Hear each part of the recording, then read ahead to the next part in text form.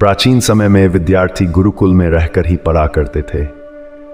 बच्चे को शिक्षा ग्रहण करने के लिए गुरुकुल में भेजा जाता था। बच्चे गुरुकुल में गुरु के सानिध्य में आश्रम की देखभाल किया करते थे और अध्ययन भी किया करते थे। वरदराज को भी सभी की तरह गुरुकुल भेज दिया गया। वहां आश्रम में अपने साथियों के साथ घुलने मिलने लगा, लेकिन वह पढ़ने में बहुत ही कमजोर था।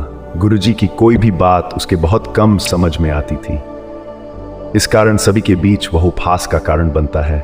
उसके सारे साथी अगली कक्षा में चले गए, लेकिन वो आगे नहीं बढ़ पाया। गुरुजी ने भी आखिर हार मानकर उसे बोला, बेटा वरदराज, मैंने सारे प्रयास करके देख लिए हैं।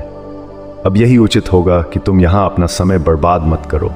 अपने घर चले जाओ और घर वालों की काम में मदद करो। वरदराज ने भी सोचा कि शायद विद्या मेरी किस्मत में नहीं है और भारी मन से गुरुकुल से घर के लिए निकल गया। दोपहर का समय था। रास्ते में उसे प्यास लगने लगी। इधर उधर देखने पर उसने पाया कि थोड़ी दूर पर ही कुछ महिलाएं कुएं से पानी भर रही थी। वह कुएं के पास गया। वहां पत्थरों पर रस्सी के आने जाने से निशान बने हुए थे।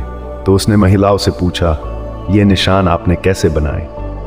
तो एक महिला ने जवाब दिया, बेटे ये निशान हमने नहीं बनाए।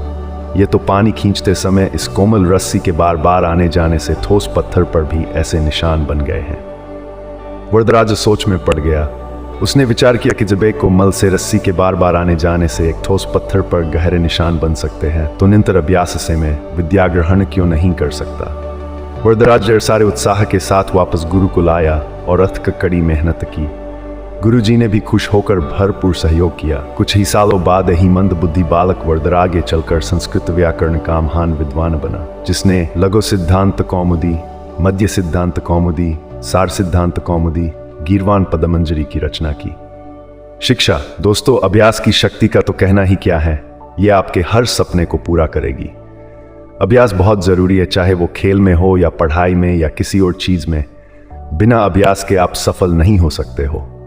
अगर आप बिना अभ्यास के केवल किस्मत के भरोसे बैठे रहोगे, तो आखिर में आपको पछतावे के सिवा और कुछ हाथ नहीं लगेगा। इसलिए अभ्यास के साथ धैर्य, परिश्रम और लगन रखकर आप अपनी मंजिल को पाने के लिए जुट जाए।